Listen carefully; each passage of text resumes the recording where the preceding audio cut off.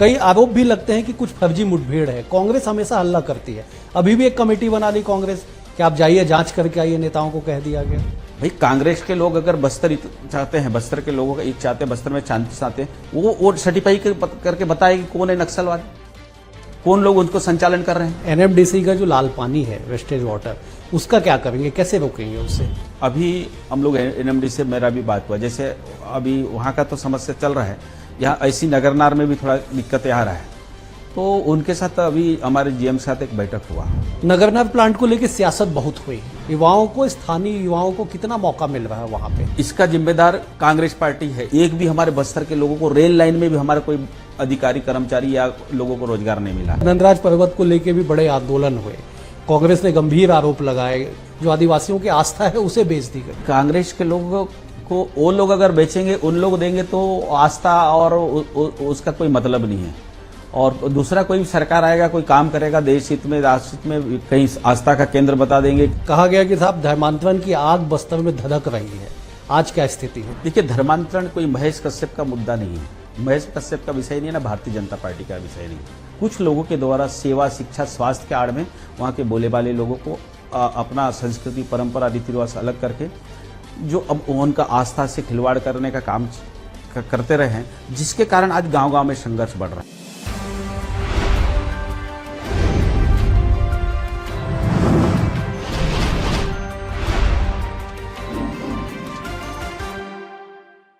नमस्कार, हमारे खास कार्यक्रम में आप सभी का स्वागत है। आज हमारे साथ बस्तर के सांसद महेश कश्यप हैं, युवा नेता हैं, पहली बार चुनाव लड़े और देश के संसद तक पहुंचे और अपनी आवाज बुलंद लगातार वो कर रहे हैं। छत्तीसगढ़ के पूर्व मंत्री कवासी लखमा को हरा के वो सदन तक पहुंचे हैं। क्या उनकी कार्य योजना है, किन किन मुद्दों को लेकर आगे बढ़ेंगे, सियासत में क्या इनके एजेंडे, तमाम चीजों पर आज चर्चा करेंगे। महेश जी, बहुत स्वागत है हमारे खास कार्यक्रम में आपका। बस्तर के सियासत से दिल्ली की सियासत तक पहुंचना कैसे देखते हैं, इसे कैसे पूरा हुआ?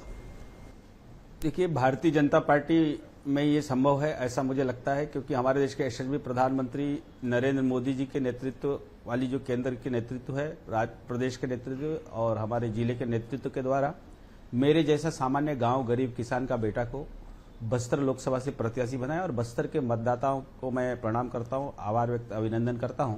उनके आशीर्वाद से मेरे जैसे सामान्य कार्यकर्ता को भारत का लोकतंत्र का मंदिर का संसद का प्रतिनिधित्व करने का अवसर दिया। मैं अपने आप में गौरवान्वित महसूस करता हूं। और बस्तर आज़ादी के 77 वर्ष के अंदर जो मूलभूत सुविधाओं से हमारे लोगों को वंचित रखा और इस देश के जो लंबे समय से जिनको शासन करने का मौका दिया, खासकर कांग्रेस जैसे पार्टी के लोग इसका जिम्मेदार है, तो उसको पूरा करना हमारा पहला प्राथमिकता होगा।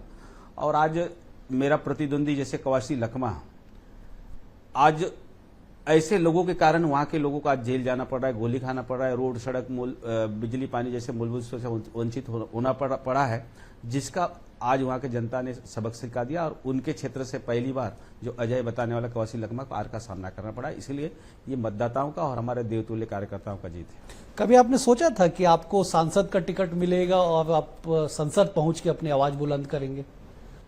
हाँ, ये तो देखिए, हम एक सामाजिक, हमारा कोई राजनीतिक पृष्ठभूमि नहीं है, ना मेरा परिवार का कोई राजनीतिक पृष्ठभूमि नहीं रहा है, ना मैं कोई राजनीति में नहीं रहा हूँ, एक सामाजिक कार्यकर्ता रहा हूँ। लेकिन कभी कभी ऐसा मन में लगता था कि हमारे देश के यशस्वी प्रधानमंत्री चाय बेचते बेचते प्रधानमंत्री बन सकते हैं, तो इस देश का गांव गरीब किसान का बेटा भी भारत का लोकतंत्र का मंदिर का प्रतिनिधित्व कर सकता है। और मुझे लगता है ऐसा ही संभव हुआ और मेरे जैसा सामान्य कार्यकर्ता को मौका मिला और आज बस्तर के जनता ने सर्वांकों में विटाते हुए मुझे सांसद बना के संसद में भेजा। संसद भवन में पहली बार जब आपने प्रवेश किया, मन में क्या चल रहा था? देखिए, संसद, क्योंकि हमारे देश को 1 अरब 40 करोड़ की जनता को चलाने का हमारा जो एक मंदिर है संसद, जहां से इस देश का दशा दिशा का निर्धारित होता है। लेकिन इस देश में कांग्रेस पार्टी लगभग 60 साल इस देश में शासन करने के बाद भी बस्तर जैसा क्षेत्र को, खासकर छत्तीसगढ़ की बात करें, आज 2000 से पहले जब कोई अधिकारी मध्य प्रदेश से यहाँ भेजा जाता तो काला पानी का सजा मानता था, खासकर बस्तर क्षेत्र के लोग। लेकिन आज भारतीय जनता पार्टी का सदैव अटल बिहारी वाजपेयी का देन है। 2000 में छत्तीसगढ़ का निर्माण किया और भारतीय जनता पार्टी को छत्तीसगढ़ के लोगों ने मौका दिया और 15 साल का शासनकाल, और अभी लगातार भारतीय जनता पार्टी चाहे केंद्र में चाहे राज्य में उनका भरपूर समर्थन मिल रहा है, जिससे बस्तर हित में कुछ करने का हमको लगता है कि अब होगा। और आदरणीय मोदी जी के गारंटी से बस्तर के लोगों को बहुत सारा लाभ मिल रहा है। और आने वाला समय में जैसे रेल का सुविधा, आजादी के इतने वर्षों के बाद भी बस्तर के लोगों को रेल का सुविधा नहीं मिल रहा है, ना अच्छे स्वास्थ्य, अच्छे शिक्षा, पेयजल का सुविधा नहीं मिला है। तो इसको पूरा करना संभव इसलिए संभव होगा क्योंकि हमारे साथ गारंटी पे गारंटी देने वाले हैं। इसलिए मुझे लगता है कि मुझे अपने आप में गौरवान्वित मैं मैसेज कर रहा हूं कि मोदी जी के नेतृत्व में मुझे काम करने का अवसर मिलेगा। जब आप शपथ लेने के लिए आगे बढ़े डाइस के तरफ, अध्यक्ष के बगल में आप खड़े होकर शपथ लिए, उस समय क्या चल रहा था मन में, कैसा लग रहा था? जी, अब एक तो अपने आप में बहुत गौरवान्वित महसूस करके मेरे जैसा सामान्य कार्यकर्ता, क्योंकि एक वही मैं बोला कि 1 अरब 40 करोड़ जनसंख्या में से जो 543 सांसद में, उसमें भी मुझे उसमें भी मेरा चयन हुआ और मेरे को भी सौभाग्य मिला कि वहां जाके मुझे शपथ लेने का अवसर मिला। और ऐसे महामानव के नेतृत्व में जो अभी सरकार चला है, लगातार शानदार 3 बार प्रधानमंत्री बन चुके हमारे यशस्वी प्रधानमंत्री, उनके नेतृत्व में काम करने का सौभाग्य मिला है। इसलिए मैं अपने आप में बहुत गौरवान्वित महसूस कर रहा था। और मुझे ये भी मैं अपने आप कल्पना कर रहा था, सोच रहा था कि जो बस्तर के लोगों को एक तरफ हम बोलते हैं एक देश एक विधान एक संविधान, लेकिन हमारे बस्तर में ही पूरा देश में अलग अलग विचारधारा, अलग अलग नीति के कारण हमारे लोगों को आज भी जो अधिकार मिलना चाहिए वो नहीं मिला है। उसको पूरा करने में कहीं ना कहीं मेरा प्रयास रहेगा। ऐसा मैं एक सोच मन में एक ऐसा विचार आ रहा था। आपने कहा कि मोदी जी महामानव है। एक नेता, एक कार्यकर्ता होने के नाते मोदी जी को देखना, उनसे मिलना एक बड़ी तमन्ना होती है किसी भी कार्यकर्ता के लिए। अपने सर्वोच्च नेता के से मिलना, उनको देखना, उनके साथ संसद में बैठना, कैसा अनुभव रहा? जी देखिए, दुनिया में बहुत सारे व्यक्ति तो लाखों हैं, लेकिन व्यक्ति का व्यक्तित्व तो महत्वपूर्ण होता है। हमारे देश में बहुत सारे प्रधानमंत्री हुए हैं, लेकिन जो मोदी जी के नेतृत्व में जो हमारी भारत माता को गौरव प्रदान हुआ है, जैसे धारा 370, 35 से जैसा काला कानून इस देश के सत्ताधारी ने तोप के रखा। एक तरफ हम भारत माता की जय का नारा लगाते हैं और उसी जम्मू कश्मीर को भारत माता का मुकुट कहा जाता है, और उस मुकुट में धारा 370, 35 है जैसा काला कानून तोपने वाले लोग ये भी दावा करते थे कभी खत्म नहीं होगा। मोदी जी ने ऐसे कलंक को भारत माता से हटा के भारत माता का गौरव बढ़ाया। भगवान राम का मंदिर को 500 साल का इतिहास में जो संबोधन हुआ, ऐसे बड़े बड़े काम करने जा रहे हैं। और एक समय ऐसा था कि भारत का, हमारे देश का दुनिया में कहीं गिनती में नहीं होता था, लेकिन आज जैसे अभी हम कल ही हमारे यशस्वी प्रधानमंत्री ऑस्ट्रेलिया के दौरे में हैं, रूस जैसा देश हमारे मोदी जी को सम्मान कर रहा है। आज दुनिया के लोग हमारे मोदी जी को एक विश्व नेता के रूप में मान रहे हैं। तो ऐसे महामानव, क्योंकि हमारा जो भारत देश है, वे बोलते हैं कि साधु संत ऋषि महर्षियों का देश है। समय समय पर देश, समाज, राष्ट्र के उत्थान के लिए ऐसे व्यक्तियों का निर्माण होता है। कहीं ना कहीं ऐसा लगता है, और जिसके कारण एक समय हमारे देश के बॉर्डर में जब पाकिस्तान के आतंकवादी हमारे देश के सैनिकों को सर कलम करके फुटबॉल खेलते हुए वीडियो वायरल होता था, लेकिन हमारे यशस्वी प्रधानमंत्री के शासन आने के बाद, जो सर्जिकल स्ट्राइक करने के बाद, आज पाकिस्तान हो चाहे चीन हो, हमारी तरफ आंख उठा के नहीं देखता। तो ये हमारे लिए गौरव का विषय है।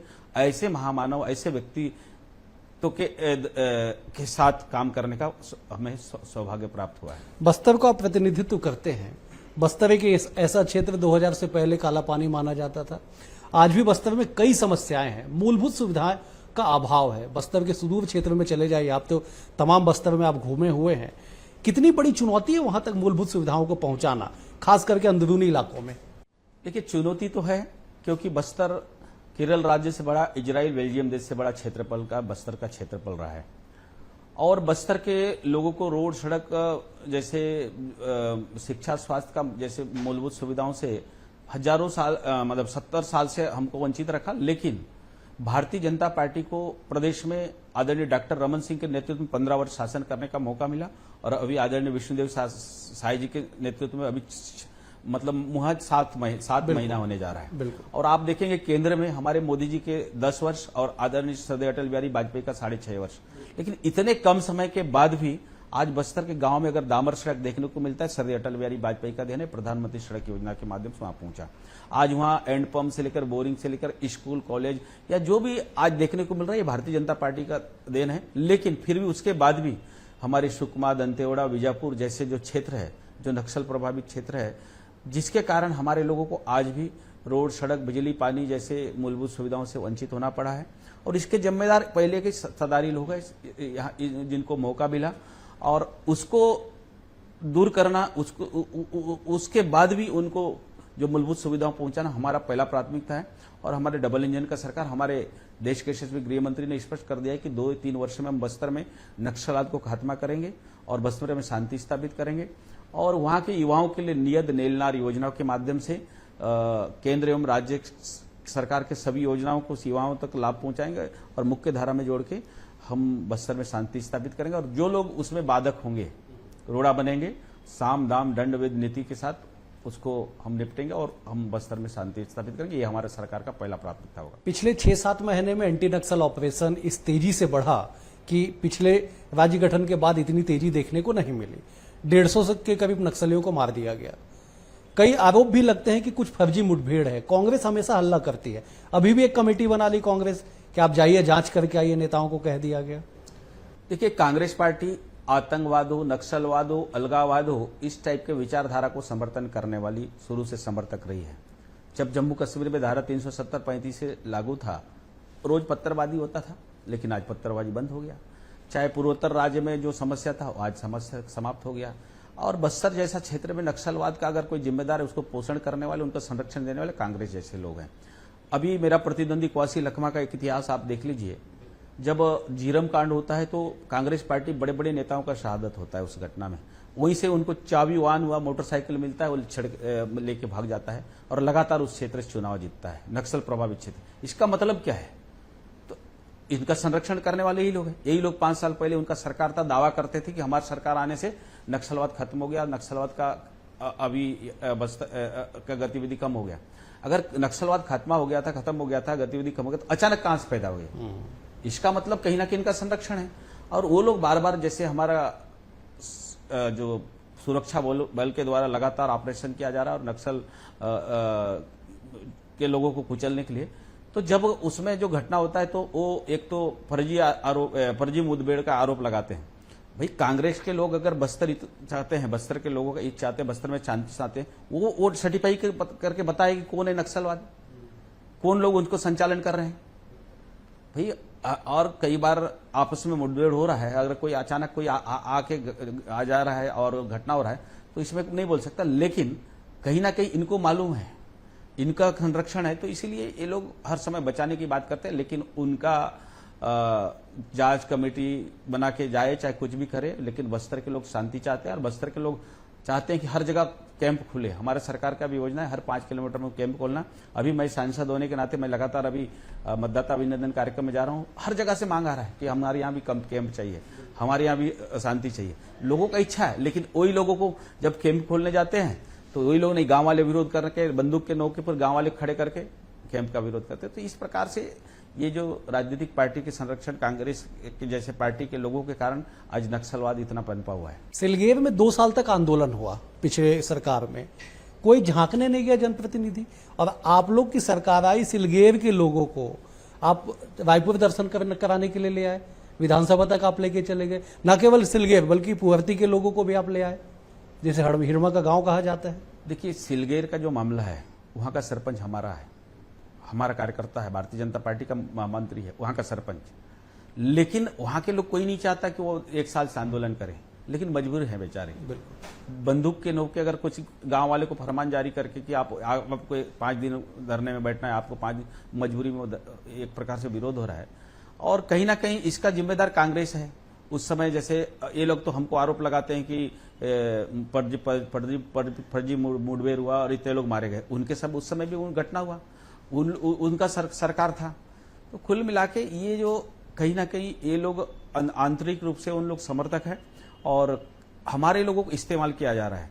आज जेल जाने वाला भी हमारा भाई है, गोली खाने वाला भी हमारा भाई है और गोली चलाने वाला भी हमारा भाई है। सिर्फ एक प्रकार से कुछ लोगों के संरक्षण के कारण, कुछ विचारधारा के कारण ये जो समस्या बना हुआ है, इसको समाधान करना हमारा पहला प्राथमिकता। और ये निश्चित ही 2-3 वर्ष में आपको देखने को मिलेगा कि बस्तर में शांति स्थापित होगा। पुअर्ती तक सरकार पहुंच गई, टेकलगुड़ेम तक सरकार पहुंच गई, स्वास्थ्य कैंप लगाया गया, मतदान हुआ पहली बार वहां पे।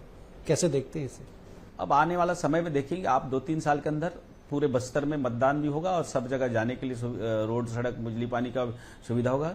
और हमारा सरकार का पहला लक्ष्य है कि हर 5 किलोमीटर में हम कैंप स्थापित करेंगे और वहां के युवाओं को, वहां के लोगों को रोजगार की दृष्टि से नियत नीलनार योजनाओं के माध्यम से हर सरकार का योजना का लाभ पहुंचाएंगे और उनको मुख्य धारा से जोड़ेंगे। और अभी जो लोग बोलते हैं कि जैसे रोड बनने नहीं देना, स्कूल, स्वास्थ्य, शिक्षा क्षेत्र के बाधक बन के खड़े हैं और वही उनको संरक्षण ये जो राजनीतिक पार्टी राजनीतिक स्वार्थ के लिए जो दे रहे हैं। अब बस्तर के लोग, जैसे अभी आपने चुनाव परिणाम देखा होगा, कवासी लखमा अपने आप को अजय बताता था कि मेरे को कोई हरा नहीं सकता। पहली बार कवासी लखमा जैसा व्यक्ति को उसी के क्षेत्र से लगभग 4000 मतों से हारना पड़ा। और इसलिए हारना पड़ा क्योंकि उनका जिस प्रकार बयानबाजी, कभी बयान आता था कि पुलिस को तीर मार के भगाओ, कभी मोदी जी को लाठी मार के भगाओ, कभी बोलता था कलेक्टर को कॉलर पकड़ तो नेता बन जाओगे। तो इस प्रकार के शिक्षा, उसका बयानबाजी के कारण वहां जो पढ़े लिखे लोग हैं, डॉक्टर, इंजीनियर, वकील और एमबीबीएस डॉक्टर वहां मिलेंगे आपको सुकमा क्षेत्र में। ऐसे लोगों का, उनका बयानबाजी को अपमानित महसूस हो रहा था और बस्तर का छवि धूमिल हो रहा था। इसलिए उन्होंने सबक सिखा दिया। और जैसे ही चुनाव परिणाम आया, वो तो दावा करता था महेश को नहीं क्या है नहीं जानता था, लेकिन कवासी लखमा अब पता चला और इसीलिए उस सदमे में हॉस्पिटल भी जाना पड़ा, क्योंकि कवासी महेश कश्यप को कौन कितना जानता है कि उसी के क्षेत्र के लोगों ने उनको सबक सिखा दिया। इसीलिए ये राजनीति अब चलने वाला नहीं है। बस आपने एक बड़ी अच्छी बात कही कि गोली चलाने वाला भी हमारा भाई, गोली खाने वाला भी हमारा भाई, कैसे पहचानेंगे? यही सबसे बड़ा दुर्भाग्य है, क्योंकि देखिए ये जो जितने भी विचार लड़ाई है हमारे देश में, चाहे आतंकवाद हो, नक्सलवाद हो, चाहे अलगावाद हो, कुछ लोग इनका के द्वारा इसको एक संचालित हो रहा है, कुछ विचारधारा के द्वारा संचालित हो रहा है और वे उनको पहचानना कोई ज्यादा बड़ी बात नहीं है। लेकिन जरूरत कि हमारा मतलब सरकार का जो लक्ष्य है कि वहां तक रोड पहुंचे, वहां तक सड़क पहुंचे, वहां तक कनेक्टिविटी आ जाए, स्कूल आ जाए, शिक्षा आ जाए, तो अपने आप वो लोग मतलब वेरीफाई होगा कि कौन आदमी इस गतिविधि में लिप्त है, किसके कारण ये समस्या बढ़ रहा है।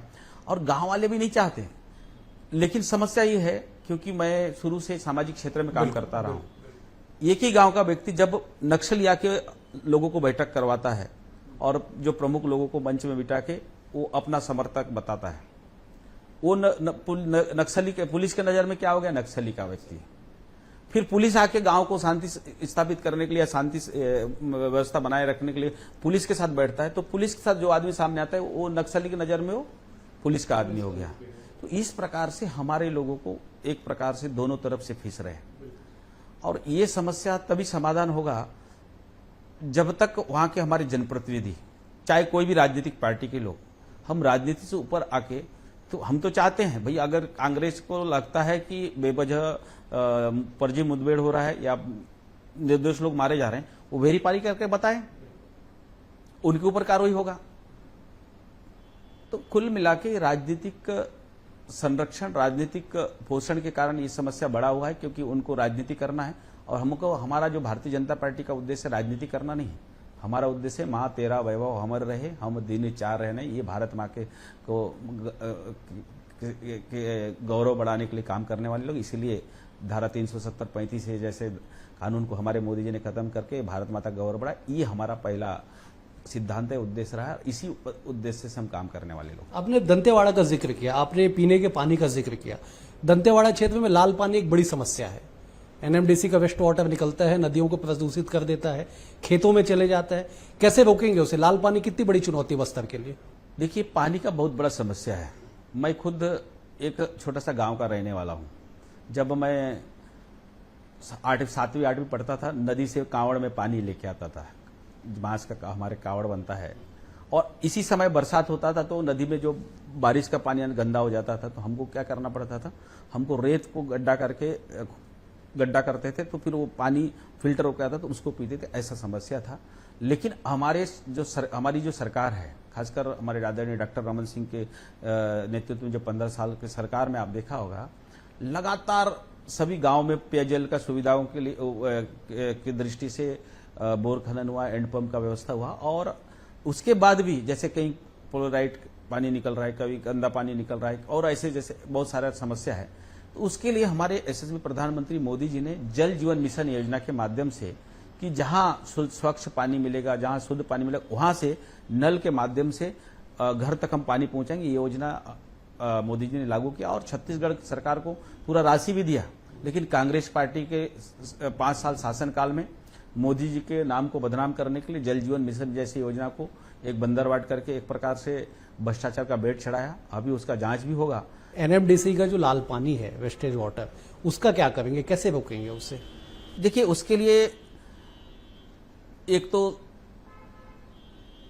लाल पानी जो वहां से निकल रहा है, अभी हम लोग एनएमडी से मेरा भी बात हुआ, जैसे अभी वहां का तो समस्या चल रहा है, यहाँ ऐसी नगरनार में भी थोड़ा दिक्कतें आ रहा है। तो उनके साथ अभी हमारे जीएम के साथ एक बैठक हुआ। या तो आप जो पानी निकाल रहे हैं उसके लिए और 20-50 एकड़ आप खरीदिए, वहां जमीन उपलब्ध कराएंगे, उस पानी को वहां स्टोर करिए, वहां फिल्टर करिए और वो करके उसको छोड़िए।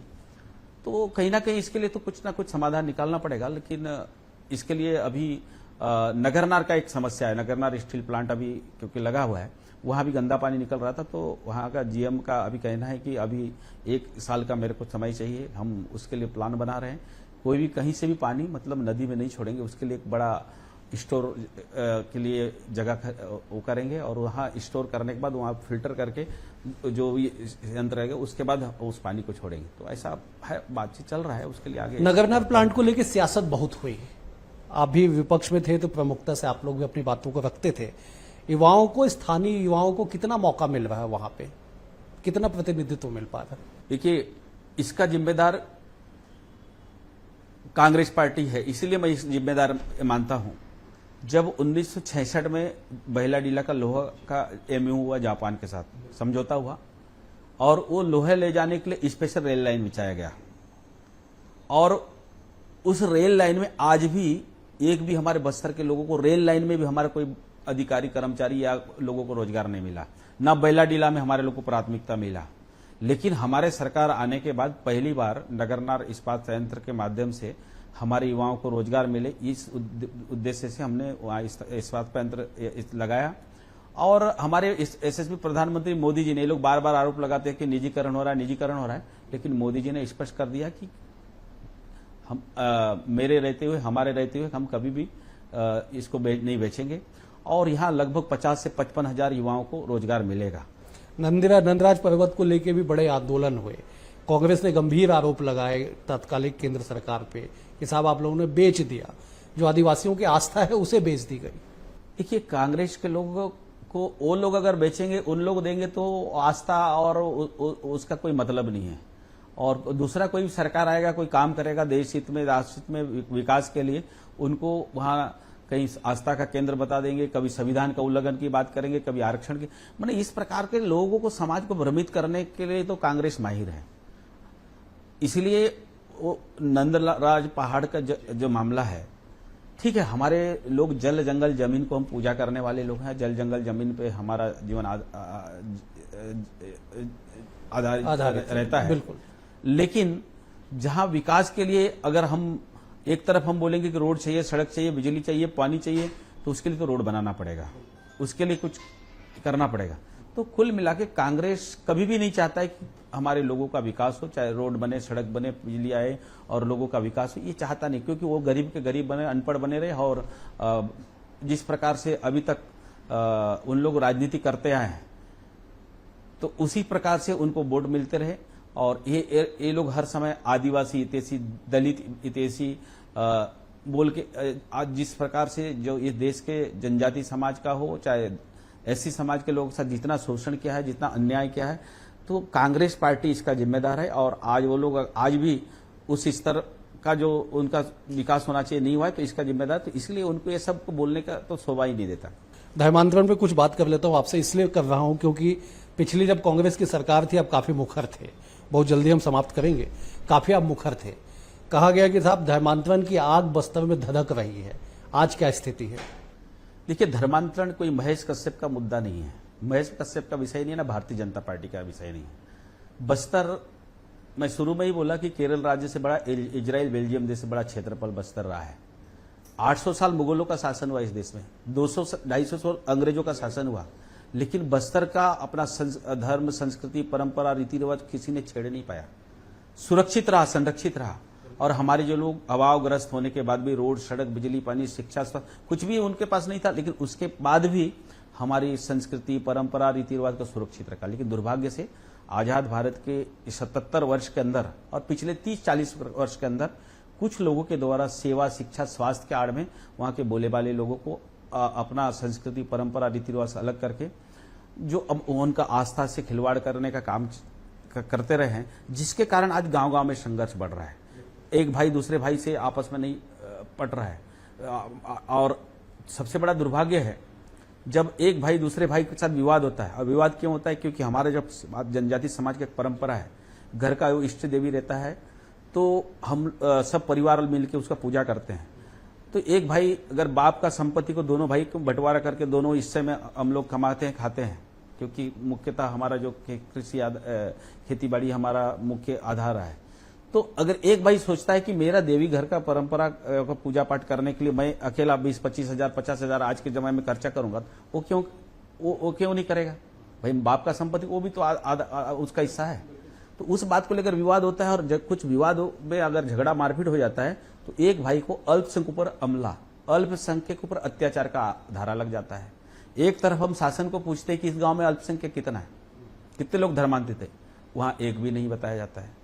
मैं खुद हम लोग जब सूचना का अधिकार के माध्यम से हम शासन को पूछने का प्रयास किए कि बस्तर में कितने लोग धर्मांतरित है, आप बताइए, तो अभी दो साल पहले मात्र 356 के आसपास लोग। अगर यहाँ धर्मांतरण नहीं हुआ है, कोई अल्पसंख्यक व्यक्ति नहीं, तो क्यों अब चर्च बन रहा है भाई? इसका मतलब अवैध है। अगर कोई यहाँ अल्पसंख्यक व्यक्ति है ही नहीं तो अलग से कब्रिस्तान क्यों बने? तो इस प्रकार के लड़ाई चल रहा है, और वहां के लोग अब अपना संस्कृति परंपरा की रक्षा के लिए सब जागरूक हो चुके हैं, और लगातार वो लोग ग्राम सभा के माध्यम से शासन से मांग कर रहे हैं, क्योंकि 5वीं अनुसूची क्षेत्र है, पेशा कानून है, और अपना संस्कृति परंपरा को लड़ने के लिए हमारे यहाँ गुंडा दूर, डेबरी दूर जैसे महापुरुष हुए, और उसी प्रकार आज जनजाति समाज जागरूक हो चुका है और अपना संस्कृति की रक्षा करने के लिए सब गांव के गांव खड़ा हो गया है। बस एक आखिरी सवाल आपसे ले लेता हूं, इस गंभीर समस्या को दूर करने के लिए महेश कश्यप की क्या भूमिका होगी? देखिए, हम जो भी करेंगे संवैधानिक रूप से करेंगे, क्योंकि हमें जो संविधान में हमको अधिकार दिया है एसटी एससी वर्ग के लिए, लोगों के लिए, अनुच्छेद 366 में 66 के द्वारा हमको आरक्षण का प्रावधान है। एसटी और एसटी कैटेगरी को देने वाले अनुच्छेद 366 पैराग्राफ 24 के तहत एससी को आरक्षण मिला है, और उसके लिए एक अनुच्छेद बनाया गया है, अनुच्छेद 341, अनुच्छेद 342 हमारे एसटी वर्ग के लिए। लेकिन उसमें दोनों देने वाला एक ही अनुच्छेद 66 है, लेकिन अनुच्छेद 341 में स्पष्ट प्रावधान है, एससी समाज का व्यक्ति अपना संस्कृति, परंपरा, रीति रिवाज, पूजा पाठ छोड़ के ईसाई या इस्लाम धर्म कबूल करता है तो उसका आरक्षण स्वतः समाप्त होगा। ऐसा ही अनुच्छेद 342 में क्यों नहीं? और 342 में जब संविधान निर्माताओं के द्वारा इसके लिए प्रावधान लाया गया था, कुछ तथाकथित आदिवासी और कुछ ऐसे जो लोग हैं इस देश के सत्ताधारी लोग, उनसे हमारे लोगों को एक प्रकार से छल से उनसे वंचित करके रखा। लेकिन कांग्रेस के ही एक बहुत बड़े नेता हुए जो कार्तिक उरांव जी, उन्होंने बकायदा 300 सांसदों को इंदिरा गांधी के प्रधानमंत्री शासनकाल में संसद में हस्ताक्षर रहित उसके मांग करके उस कानून बनाने की बात के लिए उन्होंने प्रस्ताव रखा।